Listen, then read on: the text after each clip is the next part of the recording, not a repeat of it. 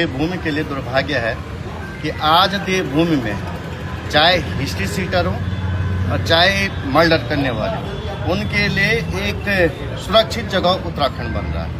आप आज की घटना ही देखो, जो अभी 1 घंटा पहले घटना हुई है, उस घटना में जिनकी हत्या हुई है उनका आप पिछला इतिहास देख लीजिएगा, और यहाँ कितने सुरक्षित वो लोग हैं, किस तरह से दिन दहाड़े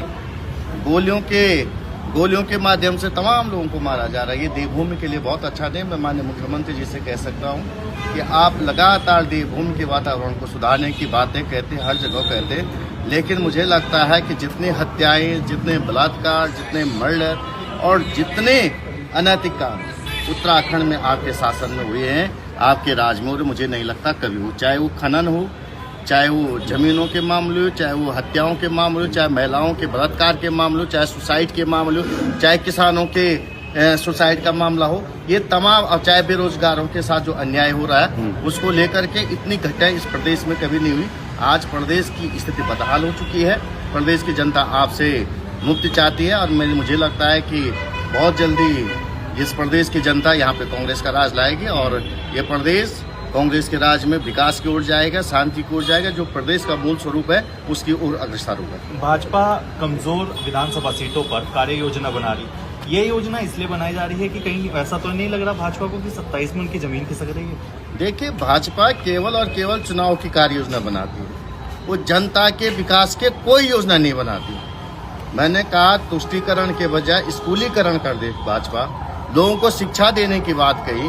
मैं एक बहुत बड़ी बात आपसे कह रहा हूँ, मुख्यमंत्री जी कहते हैं कि हम तुष्टीकरण के विरुद्ध हैं। आपके बच्चे तो क्रिश्चियन स्कूलों में पढ़ रहे हैं, आपके बच्चे क्यों विद्या मंदिर शिशु मंदिर में नहीं पढ़ रहे? सरकारी स्कूल है, लगातार लगभग 2600 सरकारी स्कूलें बंद हो गई।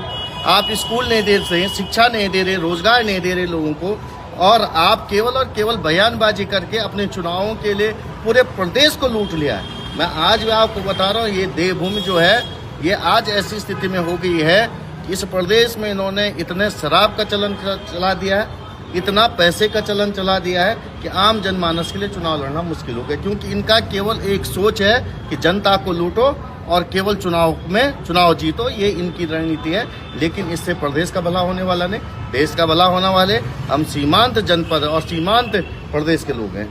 तो यहाँ पे बहुत चीज़ें सोच समझ के और बहुत अनुभवी मुख्यमंत्री को काम करना चाहिए, यहाँ की सारी चीज़ों को देखना चाहिए। लेकिन जिस तरह से देहरादून की घटनाएं हो रही हैं, मुझे लगता है कि मैं देहरादून में बहुत लंबे, मेरे स्कूलिंग भी देहरादून से हुई, हायर एजुकेशन देहरादून के अंदर हुई है, मुझे इस तरह की घटनाएं देहरादून में कभी नहीं सुनाई दी है। जो आप लोग भी रहते हैं यहाँ पे, आप लोगों ने देखा इस तरह का वातावरण, दिन दहाड़े 9 बजे लोगों का मर्डर हो जा रहा है, 11 बजे मर्डर हो जा रहा है। आज तमाम प्रदेश के अंदर यही हाल है। अंकिता को न्याय नहीं मिल पा रहा। अंकिता के माँ बापों ने, जिस तरह से आपने देखा, उन्होंने कहा था कि किसी सिटिंग जज के देख रेख में ये सीबीआई जांच हो, उसको करने का काम नहीं किया जाए। तो सारी चीजें आप अपने मन मुताबिक और चुनाव के माध्यम से करें। मुझे ये दुर्भाग्य प्रदेश के लिए भी, ये दुर्भाग्य देश के लिए भी है, और मैं चाहता हूँ कि यहाँ की जनता इस सरकार से जल्दी मुक्ति मिलेगी, जल्दी चुनाव होंगे और यहाँ पे ये सरकार से लोग निजात पाएंगे।